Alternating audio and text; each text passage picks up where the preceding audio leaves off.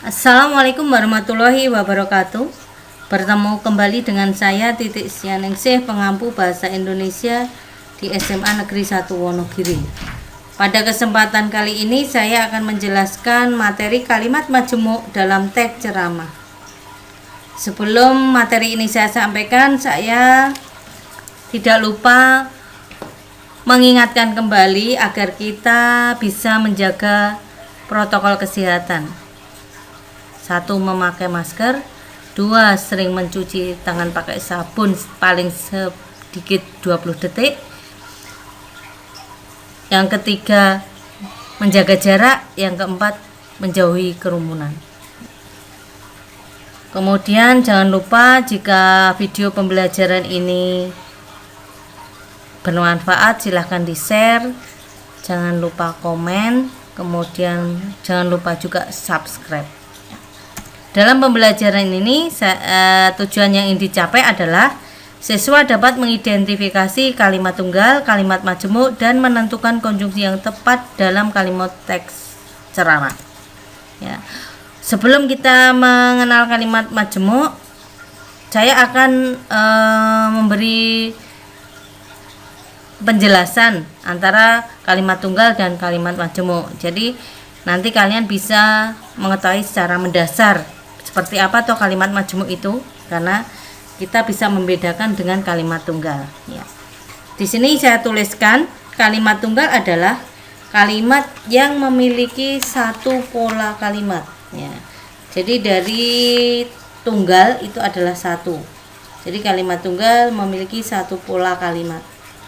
Apa yang dimaksud pola kalimat? Pola kalimat itu minimal terdapat subjek dan predikat SP, atau juga ada kalanya hanya predikat saja karena subjeknya dilesapkan atau dihilangkan. Kita lihat yang pertama, di sini ada para siswa sedang mempelajari teks ceramah. Para siswa S sedang mempelajari P, teks ceramah O. Nah, di sini adalah kalimat tunggal karena SP-nya hanya satu. Ibu berbelanja sayur-sayuran, SP pelengkap. Ini juga kalimat tunggal. Hanya saja mungkin ada pertanyaan, mengapa sayur-sayuran sebagai pelengkap bukan objek, Bu? Ya. Di sini kita lihat predikatnya. Predikatnya adalah berawalan ber. Jadi kalau predikat berawalan ber itu diikuti oleh pelengkap, bukan objek. Karena objek dalam kalimat aktif akan menduduki sebagai subjek jika dipasifkan. Ya, saya ulangi lagi. Objek dalam kalimat aktif akan menduduki sebagai subjek jika dipasifkan. Dalam kalimat ini tidak bisa. Maka ini disebut sebagai pelengkap, bukan objek. Contoh yang ketiga, semua siswa harus menaati peraturan di sekolah. Semua siswa S harus menaati P, peraturan O di sekolah K. Ya, keterangan, tepatnya keterangan tempat. Di sini diawali dengan preposisi atau kata depan. Kata depan di, ke, dari, pada biasanya menyatakan keterangan. Ya. Kemudian kita lanjutkan ke kalimat majemuk. Kalimat majemuk adalah kalimat yang memiliki lebih dari satu pola kalimat. Tadi pola kalimat minimal subjek predikat. Berarti dalam kalimat majemuk minimal ada dua subjek predikat. Mari kita cermati kalimat-kalimat berikut ini. Ya. Yang pertama, ibu membaca koran dan saya membaca novel. Di sini ibu sebagai subjek membaca predikat, korannya O. Kemudian dihubungkan dengan dan. Saya S membaca P, novel O. Jadi di sini SP-nya 2, berarti masuk dalam kalimat majemuk. Penjelasan diberikan seminggu sekali, sehingga anak-anak dapat mengerjakan tugas-tugas dengan teratur. Ya. Di sini juga SP-nya kita temukan 2, berarti kalimat majemuk. Ketika COVID-19 belum berkurang, pembelajaran dilaksanakan dengan daring. Di sini SP-nya juga 2. Yang perlu diperhatikan pada kalimat ini adalah di sini harus dipisahkan dengan tanda koma. Alasannya apa? Karena konjungsinya di awal. Ya. Jadi konjungsi di awal itu harus dipisahkan dengan tanda koma untuk memisahkan klosa yang satu dengan klosa yang lain. Di sini namanya anak kalimat, di sini induk kalimat. Tapi kalau misalnya Anda balik, pembelajaran dilaksanakan dengan daring ketika COVID belum berkurang, itu tidak perlu diberi tanda koma karena konjungsinya di tengah. Ya, sekarang kita membedakan kalimat majemuk setara dan bertingkat. Ya.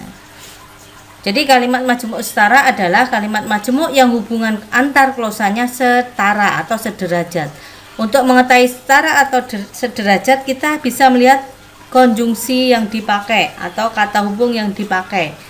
Jadi kalau konjungsi atau kata hubung koordinatif, berarti itu masuknya dalam kalimat majemuk setara. Lalu apa saja yang termasuk dalam konjungsi koordinatif? Di sini saya berikan contohnya. Yang pertama, penggabungan atau penambahan. Yang biasa digunakan adalah dan, juga, serta. Sebagai contoh, ibu guru menjelaskan materi dan saya memperhatikan. Yang kedua, pemilihan. Di sini hanya ada satu konjungsi, yaitu atau. Kamu mau ikut bersepeda atau tinggal di rumah? Di sini memang tidak ada SP-nya 2, tapi kita lihat P-nya 2. Karena tadi di depan sudah saya jelaskan. Akan ada atau hanya ada P. Ya, karena S-nya dilesapkan. Kamu mau ikut bersepeda atau kamu tinggal di rumah? Di sini karena sama-sama kamu bisa dihilangkan. Kemudian yang ketiga, pertentangan, tetapi sedangkan melainkan. Minggu depan ibu ingin berwisata ke Jakarta, sedangkan kami ingin berwisata ke Yogyakarta. Karena pertentangan bisa dipisahkan tanda koma. Jadi tadi kalau di depan dijelaskan bahwasanya jika konjungsinya di tengah itu tidak diikuti tanda koma, ini pengecualian atau pengecualian. Jadi kalau pertentangan tetap digunakan tanda koma. Kemudian urutan, ya. Lalu kemudian selanjutnya setelah itu, tunggulah airnya mendidih lalu masukkan dagingnya ke dalam panci. Dan yang kelima, penguatan, bahkan malahan. Ia memang pelaku pencurian itu, bahkan ia jugalah otak kejahatan tersebut. Ya, jadi di sini dia bukan hanya sebagai pelakunya, tapi dia juga sebagai otak kejahatannya. Jadi semakin menguatkan, ya, menguatkan keterlibatan dalam kejahatan tersebut. Selanjutnya di sini ada kalimat majemuk bertingkat. Ya. Kalimat yang hubungan antar klosanya tidak setara atau tidak sederajat. Bagaimana cara mengenalinya? Ya. Di sini kita bisa mengenali dari konjungsi subordinatif. Ya. Jadi konjungsi yang digunakan dalam kalimat majemuk bertingkat adalah konjungsi subordinatif. Kalau kalimat majemuk setara tadi adalah koordinatif. Ya. Kalimat majemuk bertingkat biasanya ditandai dengan hubungan atau konjungsi subordinatif. Yang pertama ada subordinatif atributif. Ya. Contohnya adalah yang. Orang yang duduk di kursi putih itu seorang dosen. Ini sebenarnya kan orang itu seorang dosen, ya, SP. Tapi di sini bisa diperluas.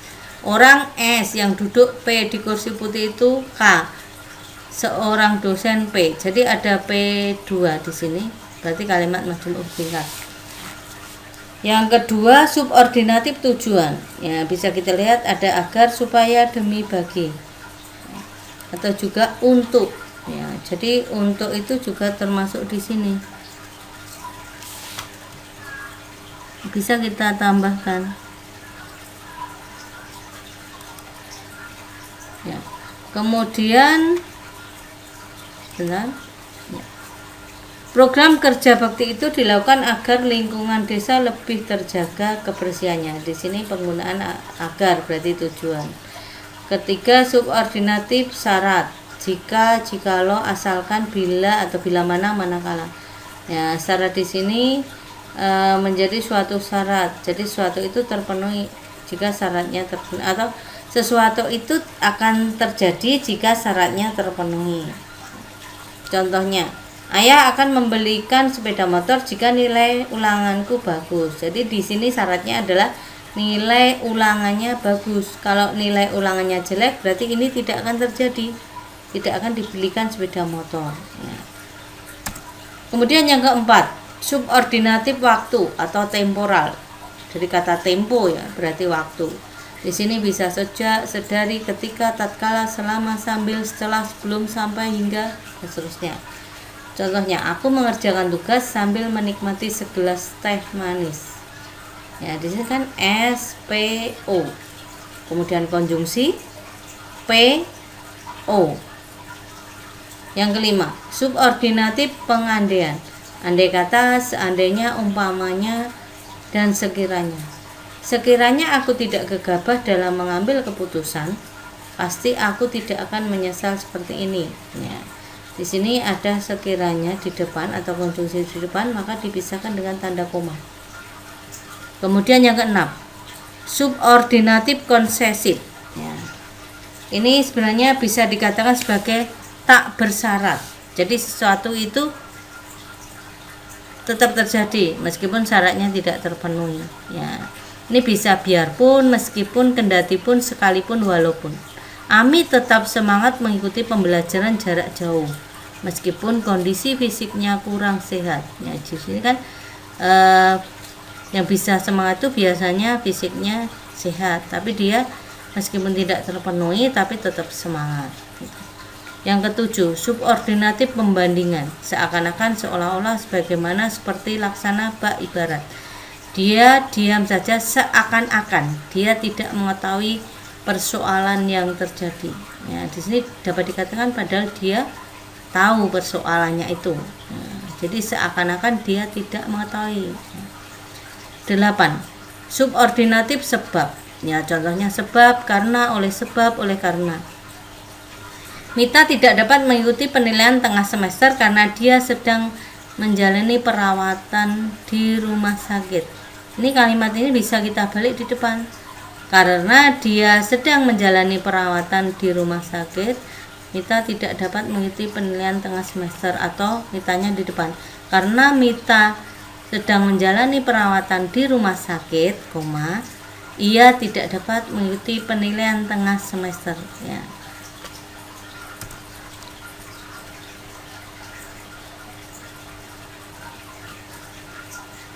Kemudian nomor 9, subordinatif akibat. Akibatnya sehingga harga BBM dinaikkan sehingga harga barang-barang ikut naik. Ya, jadi di sini suatu akibat. Jadi harga barang ikut naik itu suatu akibat dari BBM-nya naik. Kemudian subordinatif hasil, bisa makannya sampai-sampai. Gorenglah daging ayam itu sampai berwarna kecoklatan. Ya, di sini sampai. Ya. Kemudian subordinatif alat, dengan atau tanpa. Ibu mengupas apel dengan pisau yang diasahnya sendiri. Ya, kata dengan itu sebagai keterangan alat karena di sini memang diikuti alat. Selanjutnya subordinatif cara. Di sini sama dengan yang alat tadi ya, tapi kita lihat konteks kalimatnya. Di sini dengan dan tanpa. Tapi dalam kalimatnya berbeda. Kita lihat. Pencuri itu memasuki rumah korban dengan mencongkel jendela samping rumah. Ya. Kalau di kalimat sebelumnya setelah dengan itu alat karena pisau misalnya gitu ya. Tapi di sini kan mencongkel. Mencongkel itu adalah suatu kata kerja. Suatu cara, makanya dimaksud dengan keterangan cara. Sama-sama menggunakan dengan, tetapi kata belakangnya berbeda. Kalau di sini berupa alat, ya juga keterangan alat, tapi kalau kata kerja biasanya dengan keterangan cara. Misal gini, pencuri itu memasuki rumah korban dengan seutas tali, maka itu sebagai keterangan alat. Kalau pencuri itu memasuki rumah korban dengan mencongkel jendela atau dengan melompat, itu keterangan cara. Yang ke-13, subordinatif komplementasi atau menerangkan atau menjelaskan dengan kata bahwa. Ibu guru menjelaskan bahwa penilaian tengah semester diperoleh dari nilai murni saat tes. Ya, ini kata bahwa itu menerangkan atau menjelaskan. Yang ke-14, subordinatif perbandingan. Sama titik-titik dengan, lebih titik daripada. Aku berharap nilaiku di semester ini lebih baik daripada di semester sebelumnya. Itu tadi pemaparan tentang kalimat majemuk dalam teks ceramah dan juga jenis-jenis konjungsinya. Semoga video tersebut bermanfaat dan bisa menambah pengetahuan kalian. Kemudian untuk tugas pada pembelajaran kali ini saya menyediakan 15 kalimat. Tapi 15 kalimat ini Anda tinggal mengisi isian yang tepat. Jadi di sini sudah saya sediakan jawabannya. Anda resapi kalimatnya, Anda cermati, kemudian Anda pilih konjungsi mana yang tepat untuk mengisi bagian rumpang kalimat tersebut ya. Jadi di sini satu konjungsi satu kali pakai ya, jangan dua kali pakai ya. Jadi setiap jawaban itu berbeda-beda konjungsinya, maka dari itu cermati kalimatnya. Untuk tugasnya silakan Anda tulis kalimatnya, kemudian dikerjakan di buku tugas seperti biasa, difoto dan dikirim lewat aplikasi Tim ya. Demikian tadi video pembelajaran tentang kalimat majemuk dalam teks ceramah. Jikalau ada kesalahan saya minta maaf. Saya berharap semoga video ini dapat bermanfaat bagi kalian, bisa membantu dalam belajar kalimat majemuk setara maupun bertingkat ya. Harapannya adalah semoga kalian selalu sehat, selalu semangat dalam mempelajari bahasa Indonesia. Akhir kata, wassalamualaikum warahmatullahi wabarakatuh.